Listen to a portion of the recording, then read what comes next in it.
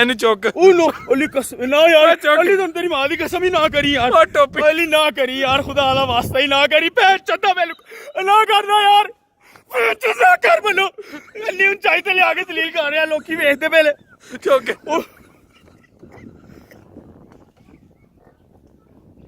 ਯਾਰ ਨਾ ਕਰਨਾ, ਤੈਨੂੰ ਸਮਝ ਨਹੀਂ ਆ ਰਹੀ।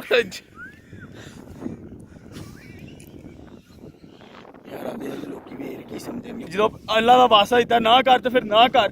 ਇਹਨੂੰ ਚੁੱਕ ਦੇ। ਨਹੀਂ ਯਾਰ ਇਹਨੂੰ ਨਹੀਂ ਚੁੱਕਣਾ ਬਾਕੀ। 1 ਮਿੰਟ ਚੁੱਕ ਕੇ ਮੈਂ ਥੱਲੇ ਕਰ। ਨਾ ਚੁੱਕ ਕੇ ਥੱਲੇ ਕਰ।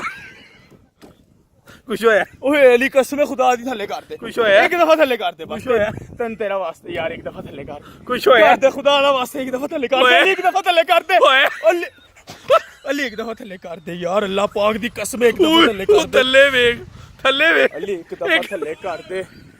ਅਲੀ ਮੈਂ ਵੇਖ ਰਿਹਾ ਥੱਲੇ, ਉਹ ਵੇਖ ਰਿਹਾ ਮੈਂ ਥੱਲੇ। ਅੱਲਾ ਦੀ ਕਸਮ ਇੱਕ ਦਫਾ ਥੱਲੇ ਕਰ ਦੇ। ਖੁਦਾ ਦਾ ਵਾਸਤਾ ਹੀ ਕਰ ਦੇ ਥੱਲੇ।